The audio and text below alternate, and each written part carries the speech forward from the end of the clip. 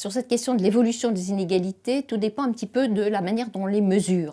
Si vous comparez les inégalités entre les pays, vous allez trouver qu'il y a un rattrapage qu'ont opéré un certain nombre de pays, notamment les pays de l'Asie, beaucoup d'Asie du Sud ont rattrapé, en termes relatifs, les pays les plus riches, mais il y a un certain nombre de pays qui restent à la traîne, notamment en Afrique subsaharienne. Donc au niveau des inégalités entre pays, il y a un certain rattrapage.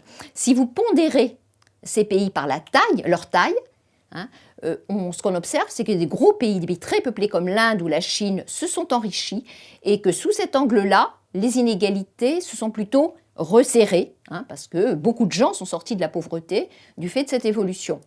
Néanmoins, au sein des pays, et notamment dans ces pays très, très peuplés que sont l'Inde ou la Chine, les inégalités internes ont beaucoup augmenté. Donc si vous tenez compte à la fois des inégalités entre pays et des inégalités au sein des pays, la plupart des économistes, je pense aux travaux de François Bourguignon, concluent qu'on ne peut pas dire que significativement il y a une réduction des inégalités. Disons que c'est une évolution qui ne peut pas être caractérisée comme dans le sens de la réduction ou de l'accroissement.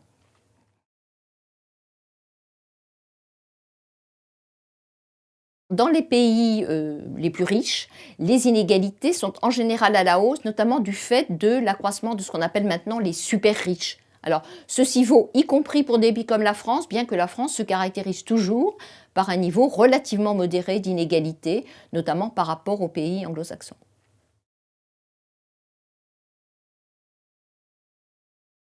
Il y a plusieurs raisons qui font que les inégalités représentent un défi écologique. D'abord parce qu'il y a le risque de la diffusion au niveau de la planète d'un certain standard qui serait le modèle de vie des pays les plus riches. Or, on sait, il y a des estimations forcément approximatives qui nous disent que si dans toute la planète on adoptait le style de vie des Américains, eh bien, il faudrait non pas une planète, mais 4 ou 5 planètes. Donc là, on voit bien que ce n'est pas possible. Donc c'est une première cause sans doute la plus importante de risque. Mais il y a aussi le risque que tant que les pays sont très inégaux, on ne puisse pas se mettre d'accord pour résoudre le problème de la gestion de nos biens communs, puisqu'il y a des très riches et des très pauvres. On le voit bien au niveau de la COP, le pouvoir de négociation d'un petit État africain par rapport au Canada, aux États-Unis, on se doute que ça ne va pas être complètement inégalitaire, donc on risque d'avoir plus de mal pour résoudre ces problèmes qui en même temps sont globaux, donc il faudra bien qu'on se mette d'accord. Or, ça sera plus difficile.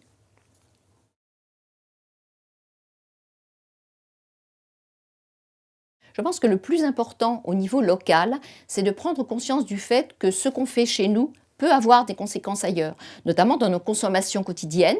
Alors, c'est valable au niveau local, mais même si on raisonne au niveau mondial, par exemple, ce qu'on fait en Europe, les politiques agricoles, par exemple, que l'on va promouvoir en Europe, quels sont leurs effets sur les pays les plus pauvres, ou les protections dont on va se doter, avec parfois de très bonnes raisons écologiques, humanistes, etc., quels effets elles ont ailleurs.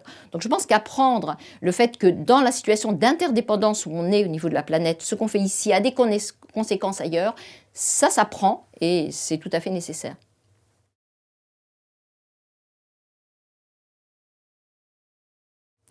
Au niveau mondial, les problèmes écologiques vont accentuer des inégalités. Bien sûr, il y a des pays riches qui vont être concernés par les problèmes environnementaux. Par exemple, les Pays-Bas, on peut dire les Pays-Bas vont être autant touchés que le Bangladesh. Mais les Pays-Bas, ils sont riches et le Bangladesh, ils sont pauvres. Donc les moyens de faire face à ces problèmes environnementaux ne sont pas égaux. Donc même si tout le monde va être touché à des degrés divers, la capacité à faire face à ces problèmes est tout à fait inégale. Donc les problèmes environnementaux vont accentuer ces inégalités parce que les pays sont inégalement, bien sûr, dotés pour y répondre, mais aussi parce que, d'une certaine manière, c'est pas juste, puisqu'on sait que la responsabilité historique des pays industrialisés, qui sont les plus riches, est largement engagée. Donc c'est quelque chose qui va accentuer des inégalités existantes.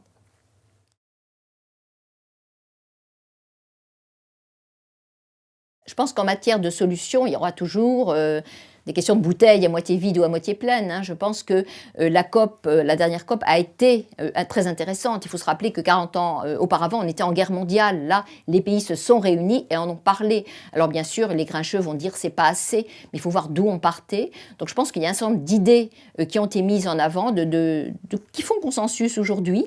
Par exemple, le fait que les responsabilités sont inégales, différenciées, et que le prix à payer doit être aussi inégal et différencié. Donc ça, c'est quelque chose. Alors on peut dire que c'est pas assez, Mais je pense que c'est extrêmement important. Et la COP a aussi montré le rôle de la société civile. Parce que je pense que s'il n'y avait pas eu de mobilisation de la société civile, je ne suis pas sûre que les gouvernements des différents pays, en France et ailleurs, se seraient autant mobilisés.